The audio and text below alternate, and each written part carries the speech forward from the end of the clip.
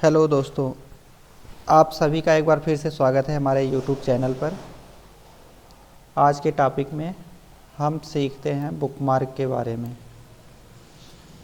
Bookmark क्या होता है, नाम से ही ये क्लियर है।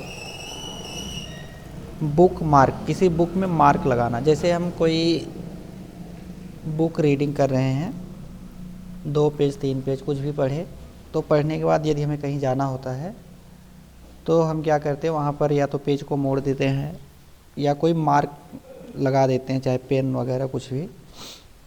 बाद में जब हम आते हैं तो उससे हमें पता चल जाता है कि हमने इस बुक को कहाँ तक रीड किया था। कुछ उसी टाइप का काम बुकमार्क का एमएस वर्ड में भी होता है। उसके लिए हम क्या करते हैं, आते हैं इंसर्ट टैब में, यहाँ हमें मिलता है बुकमार्क। मान लीजिए हमारे पास कुछ टॉपिक्स हैं, जैसे एक्सेल है, पावर पॉइंट है। अभी हम यहाँ पावर पॉइंट तक मान लीजिए रीड किए, या एक्सेल के हम किसी कुछ पॉइंट तक मान लीजिए यहाँ पर हमने रीड किया। हम इस एरिया को क्या करते हैं, सेलेक्ट कर लेते हैं। सेलेक्ट करने के बाद हम आते हैं बुकमार्क में और यहाँ पर एक कोई नाम दे देते हैं बुकमार्क का, और इसको हम कर देते हैं ऐड। अब मान लीजिए हमें इसको बंद करना है, तो हम क्या करते हैं, इसको क्लोज कर देते हैं और यहाँ से सेव कर लेते हैं। तो हमारा ये जो फाइल है, ये हमारा डेस्कटॉप पर ये बुकमार्क नाम से सेव है। इसको हम फिर से ओपन करते हैं। जब हमारा फाइल ओपन होता है तो हमारा कर्सर पॉइंट यहाँ होता है। अब हमें पता करना था कि हम कहाँ तक रीडिंग किए थे, तो सिंपली उसके लिए हमें फिर से आना इंसर्ट पर। यहाँ हमें मिलेगा बुकमार्क। आपने जो बुकमार्क बनाया था यहाँ पर उसका लिस्ट का पूरा नाम आ जाएगा। तो मोहन नाम से हमने बनाया था। सिंपली आप मोहन को सेलेक्ट करके बस गो टू पर क्लिक कर दीजिए। जैसे आप गो टू पर क्लिक करते हो तो डायरेक्ट आप देखोगे कि अपने उस पॉइंट पर पहुंच जाओगे जिस पॉइंट का आपने बुकमार्क बनाया था। इसी टाइप से आप 1 2 4 10 20 जितना चाहे उतना आप बुकमार्क बना सकते हैं। अभी हम यहाँ सेलेक्ट कर लेते हैं, फिर से आते हैं बुकमार्क पर। यहाँ पर हम दे देते हैं सोनू नाम, इसको करते हैं हम ऐड। फिर से इसको हम क्लोज कर देते हैं, या नहीं भी क्लोज करते हो तो कहीं ऊपर नीचे कर देते हैं पेज को।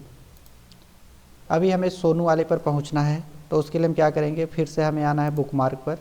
यहाँ एक मोहन नाम से मिल जाएगा और एक सोनू नाम से। तो अभी हमें सोनू पर जाना है, तो क्लिक करके सिंपली आपको गो टू कर देना है। इसको आप क्लोज करिए तो आप देखिए आपने जो सोनू नाम में सेलेक्ट किया था वो एरिया आ गया। अभी हम चाहते हैं सब नॉर्मल हो जाए, बुकमार्क्स फिर से हट जाए, तो सिंपली आपको इस पर क्लिक करना और यहाँ से डिलीट कर देना है। सोनू पर क्लिक करना है और डिलीट कर देना है। इसके बाद नेक्स्ट ऑप्शन आता है हमारा क्रॉस रेफरेंस का। तो ये क्या करता है, हमारे किसी भी पॉइंट का एक रेफरेंस बनाता है, वो चाहे हेडिंग हो चाहे जो भी हो। जैसे हम यहाँ से पावर पॉइंट को क्या करते हैं, सेलेक्ट करते हैं। आप यहाँ से इसको हेडिंग में भी कन्वर्ट कर सकते हो, और नहीं तो सिंपली आप इसको बुकमार्क बना दीजिए। और यहाँ पर हम कोई नाम लिख देते हैं, मान लीजिए पावर पॉइंट ही लिख देते हैं और ऐड कर देते हैं। इसी प्रकार हम नोटपैड को सेलेक्ट करते हैं, बुकमार्क में आते हैं, यहाँ हम लिख देते हैं नोटपैड। इसको भी हम क्या करते हैं, ऐड कर देते हैं। सिंपली हम पेज के एकदम लास्ट में आकर के कंट्रोल के साथ इंटर करके और भी पेज इंसर्ट कर लेते हैं। हम चाहते हैं कि हमारे एक्सेल का यहाँ एक रेफरेंस बन जाए, जिससे हम यहाँ पर क्लिक करें तो हम दूसरे वाले जो इसका पुराना वाला डेफिनेशन है वहाँ पहुँच जाएं, और हमें यहाँ डेफिनेशन लिखने की ज़रूरत ना पड़े, सिर्फ हेडिंग लिख दें, उसके द्वारा हमें डेफिनेशन मिल जाए। तब हम कहाँ जाते हैं, क्रॉस रेफरेंस पर जाते हैं। क्रॉस रेफरेंस पर आएंगे, यहाँ हमने बुकमार्क बनाया था तो रेफरेंस टाइप में हम लेते हैं बुकमार्क। अगर हम हेडिंग बना रहे हैं तो हेडिंग लेंगे, फुट नोट, एंड नोट, काफ़ी सारे ऑप्शन हैं।